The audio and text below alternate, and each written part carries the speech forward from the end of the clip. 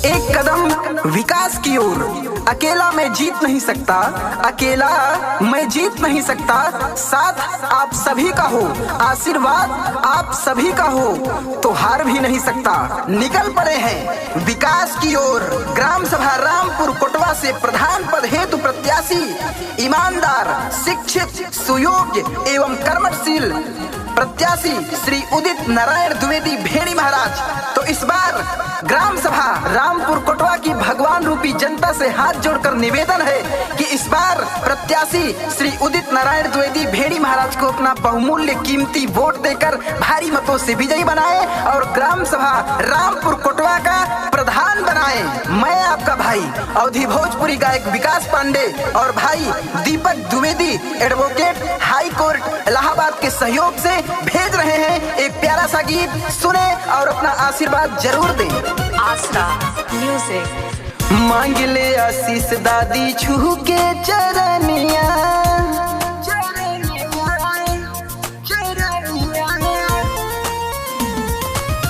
मांग ले आशीष दादी छू के चरनिया, दे दिया अपन दुलार।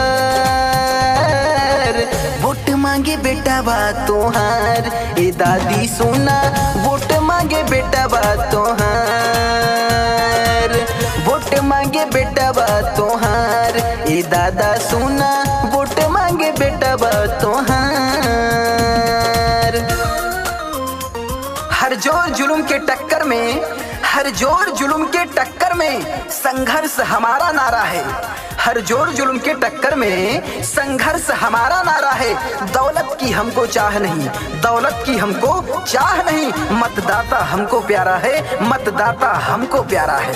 श्री उदित नारायण द्विवेदी भेड़ी महाराज जिंदाबाद जिंदाबाद। श्री उदित नारायण द्विवेदी भेड़ी महाराज जिंदाबाद जिंदाबाद।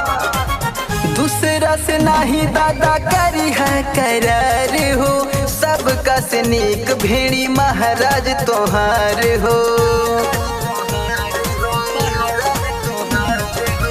दूसरा से नहीं होई कवनो सुधार हो, रामपुर कोटवा के सन भेड़ी तोहार हो।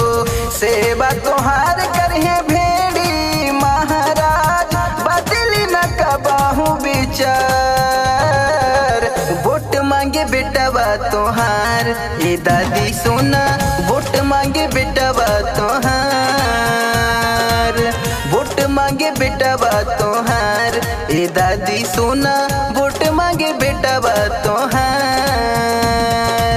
परिवर्तन की आवाज हूँ, सबकी सेवा ही इरादा है।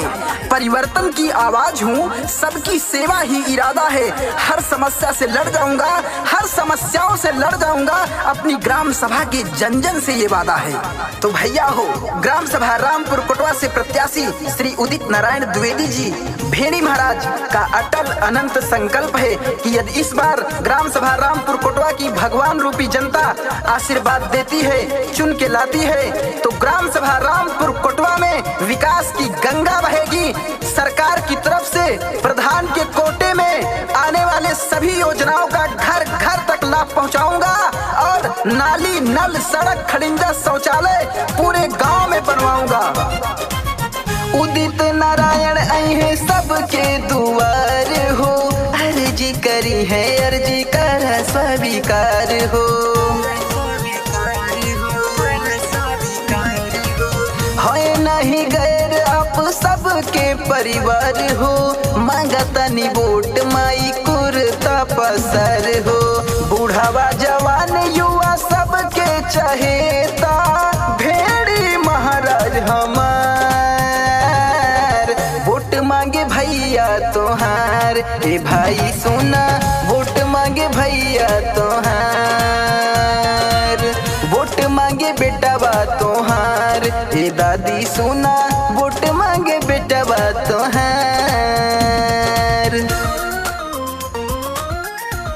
झूठे वादे नहीं करेंगे, झूठे वादे नहीं करेंगे, सपने सच दिखलाएंगे। विकास के दम पर, विकास के दम पर ग्राम सभा को चमकाएंगे।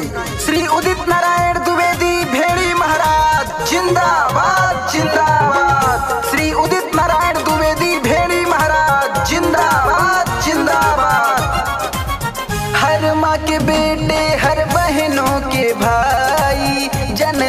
हक की है लड़ते लड़ाई।